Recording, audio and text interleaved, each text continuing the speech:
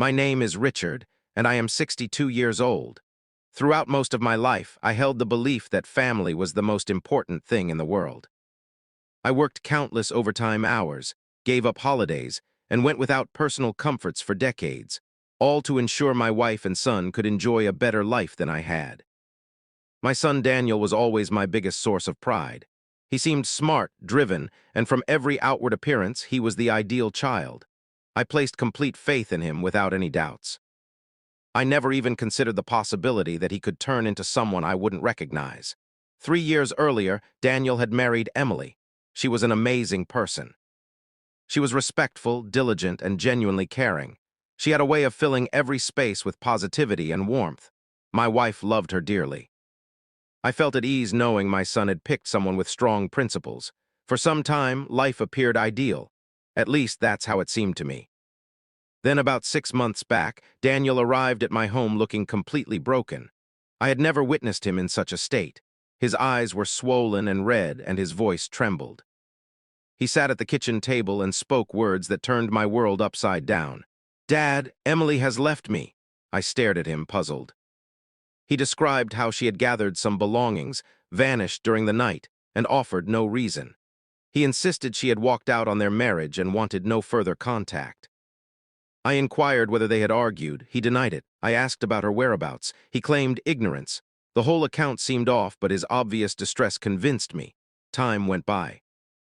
I attempted to reach Emily on multiple occasions, yet her phone line was no longer active. All her online profiles had been deleted. It felt as if she had erased herself from existence. Daniel maintained that she simply desired to start fresh elsewhere.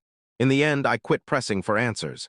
Daily routines continued, or at least that's what I assumed. One night, after finishing a late shift, I chose to pause at a small eatery roughly 20 minutes away from my workplace. It was an unremarkable spot I had never tried before.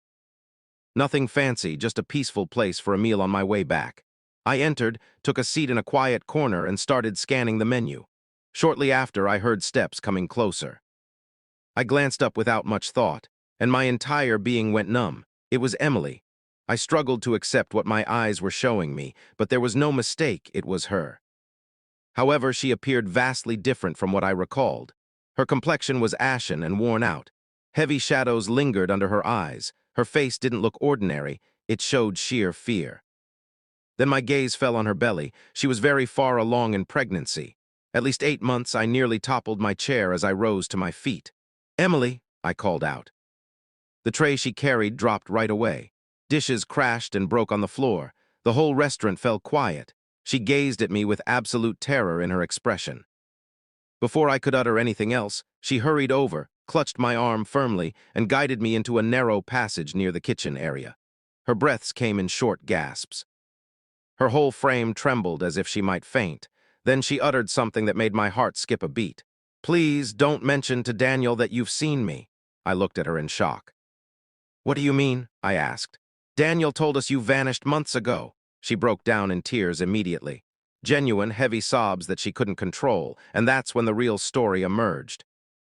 She explained that things had begun to unravel nearly a year prior. Daniel had developed a hidden gambling problem. Initially, she was unaware. He concealed it skillfully. But gradually, his attitude shifted. He turned hostile, suspicious, and constantly irritated. Funds started vanishing from their joint accounts. Payments went unpaid. Then Emily uncovered that Daniel had taken large loans from risky individuals, people tied to criminal organizations. When she challenged him about it, Daniel flew into a violent rage. The situation deteriorated further once Emily learned she was expecting. She hoped the news of a baby would bring him joy. Instead, he grew enraged. He claimed a child would ruin everything he had in mind. That's when she understood the depth of the trouble. One evening, she accidentally overheard Daniel on a call in the garage. What she caught wind of filled her with dread. Daniel had no intention of settling his debts legitimately. He was plotting something much worse. He had quietly arranged life insurance in Emily's name. The scheme involved making her vanish for good, claiming the payout, clearing his obligations, and then fleeing to another country. Hearing this made me feel nauseous. Emily described how, when she brought it up the following day, he completely lost his temper. He pushed her hard into the wall and warned he would end her life if she spoke to anyone. That same night, while he was asleep, she slipped out the rear exit with just a small bag of clothes and any money she could grab. A trusted friend assisted in keeping her concealed. From that point, she had been relocating frequently, always afraid Daniel might locate her. The restaurant manager had offered her work using a false identity so she could manage until the birth. I pressed against the wall, struggling to absorb the information. My own son, the boy I had brought up, the child I had taught morals and values, had transformed into someone who would consider killing his wife and their unborn baby for financial gain. But then Emily took my hand once more, and her next words scared me even deeper. "He's keeping an eye on you as well." I gave her a puzzled look. She brushed away her tears and spoke softly. "I heard him mention your savings. He knows about your retirement funds. I believe once he's done with me, you'll be next." A chill ran through my veins. I departed from the restaurant that evening feeling like I had stepped into a nightmare. The whole ride home, the same question echoed endlessly in my mind. How long had Daniel been deceiving me? As soon as I stepped inside my house, I began reviewing all my documents, banking papers, property deeds, retirement accounts, insurance details. At the start, things looked ordinary, then I discovered it. A hidden transfer form tucked away in my cabinet. My signature had been faked. Daniel had already started the process of shifting ownership of my assets. This was no spur-of-the-moment idea. He had mapped it all out meticulously. And in that instant, I understood Emily had likely protected me from harm. The following day, I headed straight to the police department. I shared the full account.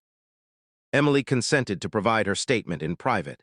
Officers promptly started examining Daniel's money trails. In a short time, they uncovered unlawful dealings, records of gambling debts, fake signatures, plus proof linking him to deceptive operations. 3 days afterward, authorities detained Daniel. He was apprehended during a meeting with associates from the criminal lending group. Charges included fraud, identity theft, forgery, conspiracy related to insurance, an ongoing probe into attempted murder. His life fell apart in a single day. Time passed. Later on, I went to see Emily in a modest flat that officials had secured for her protection. She had delivered the baby safely. A lovely baby boy, my grandson. As I cradled him, one harsh reality kept returning to my thoughts. I had devoted decades to the idea that family ties ensured faithfulness. But family ties hold no value when selfishness corrupts someone's character. That evening altered me completely. I had entered a restaurant simply looking for a meal. Instead, I uncovered that my own son represented the biggest threat our family had ever encountered. We often spend our entire lives relying on those nearest to us, without ever suspecting they conceal the most terrible truths. I lost my son on that day, not due to his imprisonment, but because I finally recognized his real nature.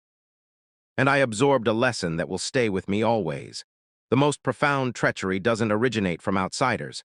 It stems from the individuals you trust implicitly.